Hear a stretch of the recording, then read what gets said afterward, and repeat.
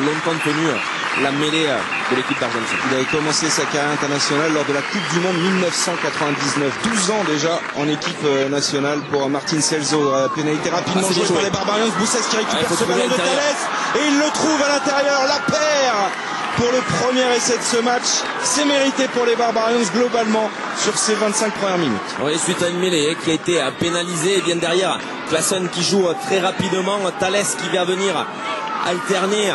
Chose qu'il avait fait rarement par du jeu au pied, un jeu au pied parfaitement ajusté avec juste ce qu'il faut par-dessus la ligne défensive argentine.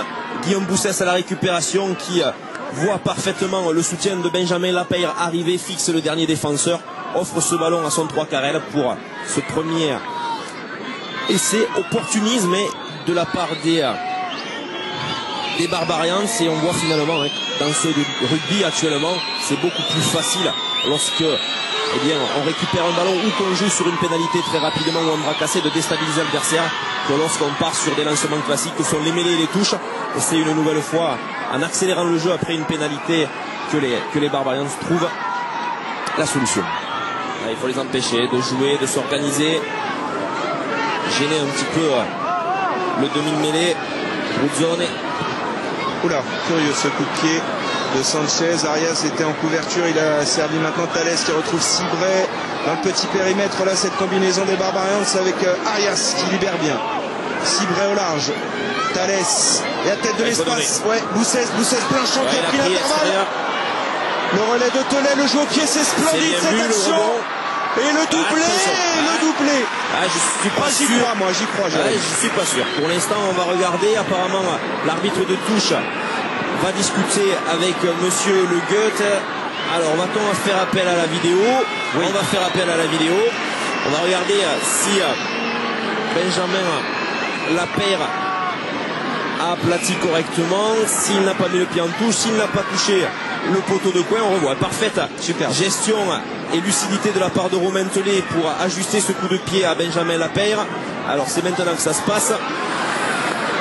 On va regarder une image un petit peu plus ralentie. Il ne semble pas qu'il mette le pied en touche. Par contre, est-ce qu'il touche avec son épaule le poteau de coin avant d'aplatir?